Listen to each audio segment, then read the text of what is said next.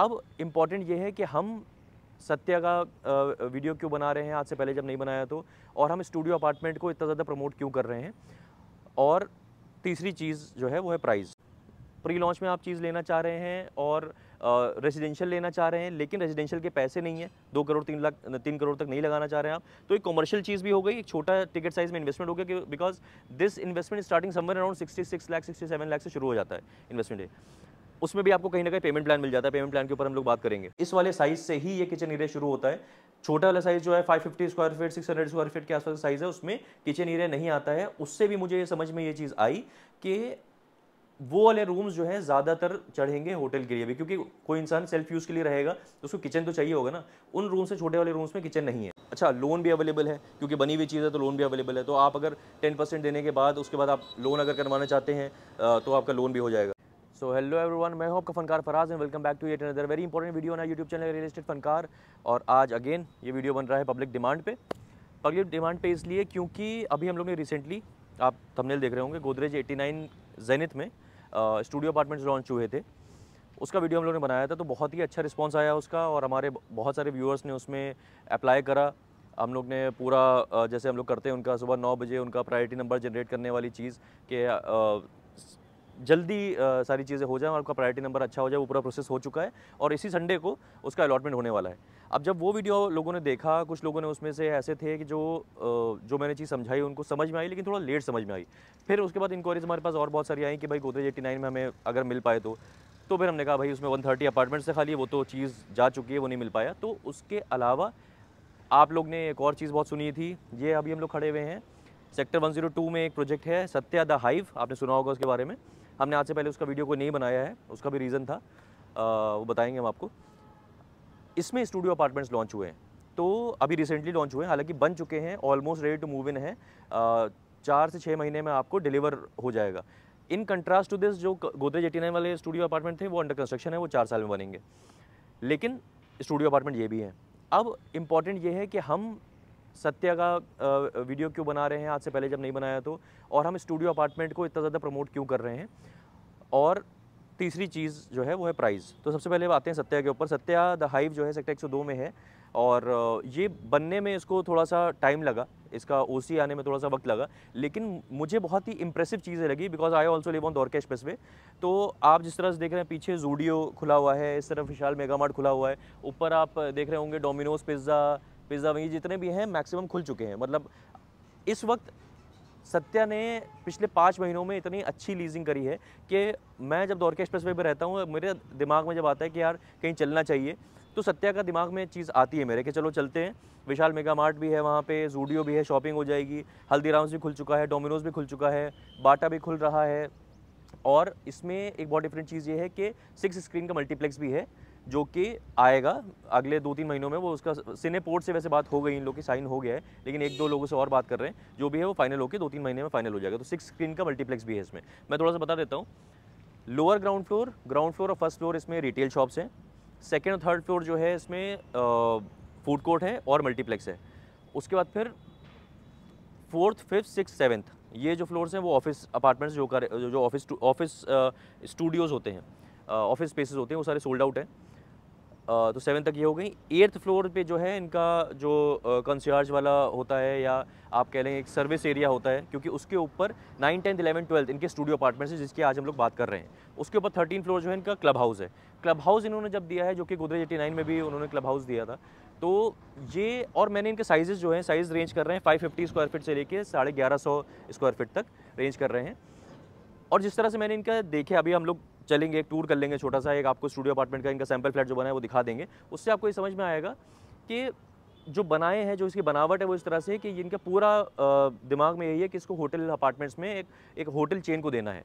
जैसे कि एयरबीएनबी से भी इनकी बात हुई है, कुछ रेवेन्यू बेसिस पे डिसाइड हो रही हैं चीज़ें, तो वो सारी भी चीज़ें हैं। अब बेसिकली मैंने जैसे बताया, पहली तो चीज़ हो गई सत्या की, इन्होंने लीजिंग पे बहुत काम करा है।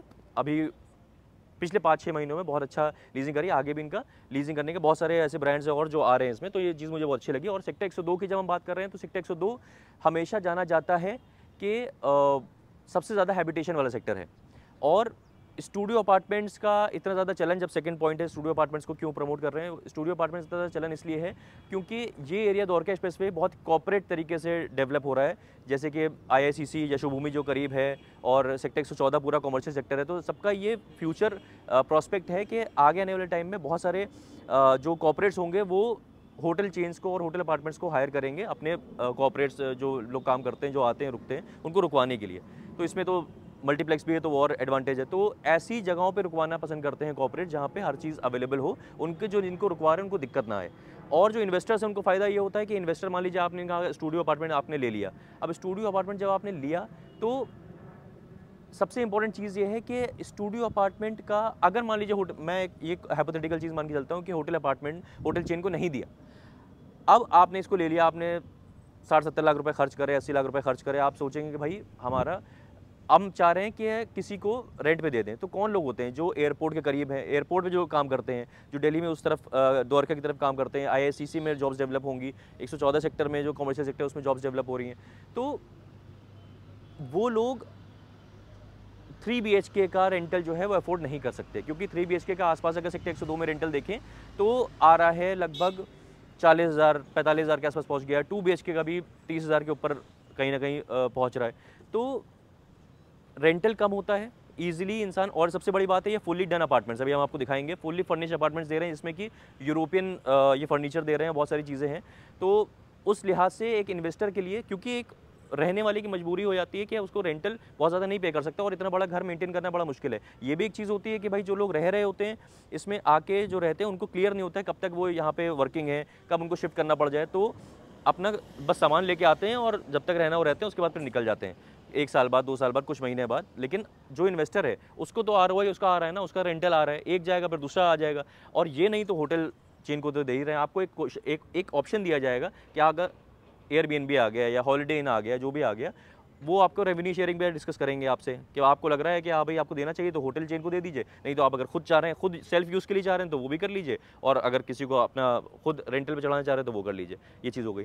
प्राइस पॉइंट, अब आ जाते हैं तीसरी पॉइंट पे। प्राइस पॉइंट जो है, प्राइस पॉइंट बहुत इंपॉर्टेंट इसलिए है कि ये उन इन्वेस्टर्स के लिए बेसिकली है जो कॉमर्शियल में इन्वेस्टमेंट करना चाहते हैं या रेजिडेंशियल में करना चाहते हैं। कुछ लोग ऐसे होते हैं कॉमर्शियल इन्वेस्टमेंट करने में डरते हैं कि भाई एक कॉमर्शियल शॉप ले लेंगे, पता नहीं वो चढ़े ना चढ़े, लीज आउट हो ना हो, क्या हो, और खाली पड़ी रहे, ये बहुत सारे आप लोग का फियर होता है।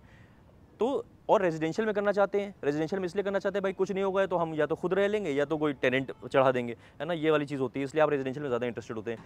द्वारका एक्सप्रेसवे पे आप करना चाह रहे हैं इन्वेस्टमेंट, लेकिन क्यों नहीं कर पा रहे हैं? क्योंकि द्वारका एक्सप्रेसवे पे अगर देखें आप, जैसे ATS 105 उसका भी रेट 11,000 से 12,000 हो गया। तो कहीं ना कहीं अगर आप प्री लॉन्च पे कोई चीज़ देखेंगे रेजिडेंशियल में लगाना चाहेंगे द्वारका एक्सप्रेसवे पे, तो लगभग 2 करोड़ 30 लाख के आसपास की चीज़ है मिनिमम। उसके ऊपर जाएंगे तो गोदरेज 103 है, वो अगर आप देखेंगे तो 3.5 करोड़ की चीज़ है। तो अगेन प्री लॉन्च में आप चीज़ लेना चाह रहे हैं और रेजिडेंशियल लेना चाह रहे हैं, लेकिन रेजिडेंशियल के पैसे नहीं है, 2 करोड़ 3 करोड़ तक नहीं लगाना चाह रहे हैं आप, तो एक कमर्शियल चीज़ भी हो गई, एक छोटा टिकट साइज में इन्वेस्टमेंट हो गया, कि because this investment starting somewhere around 66 lakh 67 lakh से शुरू हो जाता है इन्वेस्टमेंट। उसमें भी आपको कहीं ना कहीं पेमेंट प्लान मिल जाता है, पेमेंट प्लान के ऊपर हम लोग बात करेंगे। तो ये सारी चीज़ें हैं जो इसको एक छोटे टिकट साइज़ में जो इन्वेस्ट करना चाह रहे हैं लोग, उनके लिए बहुत अच्छा इन्वेस्टमेंट बनाता है।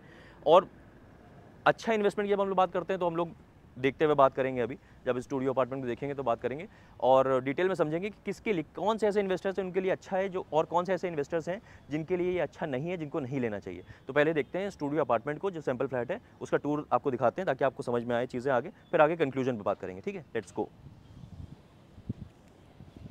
हाँ जी, तो अब हम लोग आ गए हैं इस स्टूडियो अपार्टमेंट के सैंपल फ्लैट में। ये 745 स्क्वायर फीट का स्टूडियो अपार्टमेंट है, इन्होंने सैंपल फ्लैट बनाया हुआ है। जिस तरह का आपको ये दिख रहा है उस तरह का पूरा ये स्टूडियो अपार्टमेंट आपको मिलेगा। ये पूरा बताया इन लोग ने ऐसा है कि भाई इस्तांबुल से मंगाया सारा फर्नीचर।